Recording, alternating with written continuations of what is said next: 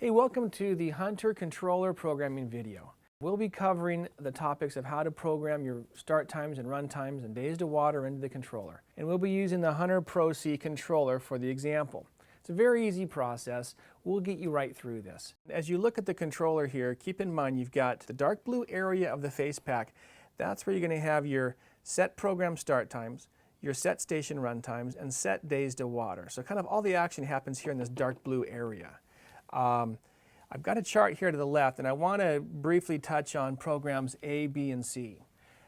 Every program is going to have three ingredients to be complete: start time, run time, and days to water. Think of it like having three separate controllers hanging on the wall here, controller A, B, and C.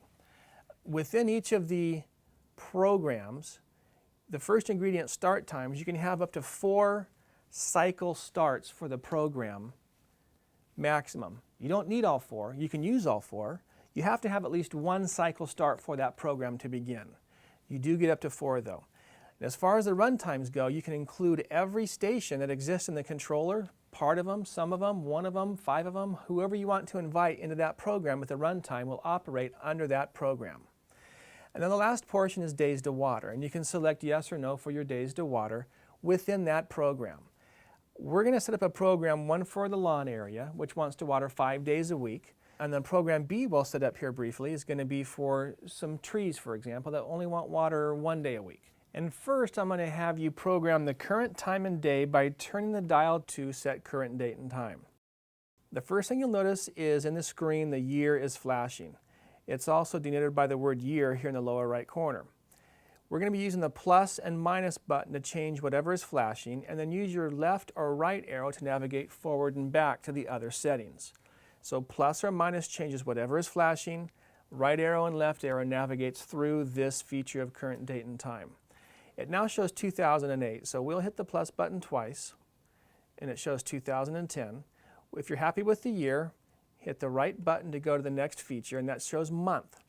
This one shows January, 1 is flashing, so I'll change January to April by using the number 4. And when the month is set correctly, use the right arrow to go to the day of the month. And today is April 27th. Instead of going plus forward, we can go minus backwards, and we can go backwards over to 27.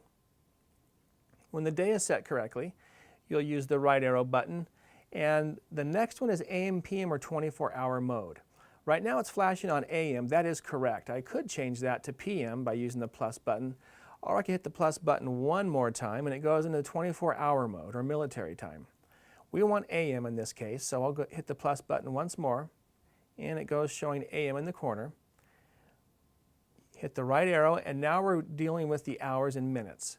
The hour portion is flashing, and right now it's 8 o'clock AM, so I'm going to hit the plus button up to number 8. Use the right arrow to change to the minutes, and I'm going to go backwards down to the top of the hour, 8:00 AM. And once your hours and minutes are done, hit the right arrow. That's the last function within set current date and time. The year is flashing again, so we know that we've completed all the steps. Simply turn the dial back to the run position, and it'll show 8 o'clock AM on Tuesday.